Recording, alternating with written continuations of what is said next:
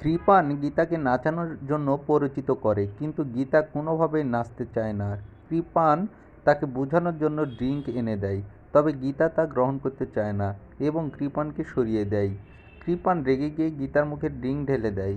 এতে গীতা তার বাবার কথা উল্লেখ করে এবং বলে যে যদি কৃপান তার বাবাকে ঘিরে না নিত তাহলে সে কৃপানকে কিছু বুঝিয়ে দিত। এরপর গীতা কৃপানকে সতর্ক করে বলে সে অ্যাডভোকেট এবং তার আসল ক্ষমতা প্রয়োগ করতে পারে সে। এদিকে স্বস্তিক কৃপানের গুন্ডাদের বস্তিতে পাঠায়, যারা গীতার গোষ্ঠী বা প্রতিবন্ধী পরিবারকে মারধর করে, কিন্তু স্বস্তিক তাদেরকে পালিয়ে যেতে বাধ্য করে এবং এক পর্যায়ে পদ্ম গীতাকে ফোন করে এই ঘটনার খবর জানায়। পদ্ম গীতা থেকে বলে তুমি বস্তির দিকে পালিয়ে যাও যেন সে নিরাপদে থাকতে পারে।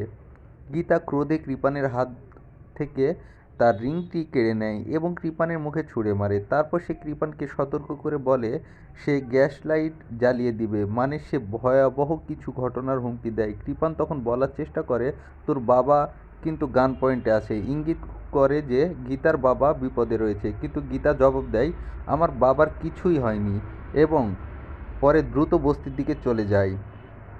এখানে দুই পক্ষের মধ্যে একটি তীব্র মানসিক দ্বন্দ্ব ফুটে উঠেছে, যেখানে কৃপান তার ক্ষমতা প্রদর্শন করার চেষ্টা করছে আর গীতা তার আত্মসম্মান এবং পরিবারের নিরাপত্তা নিয়ে লড়াই করছে।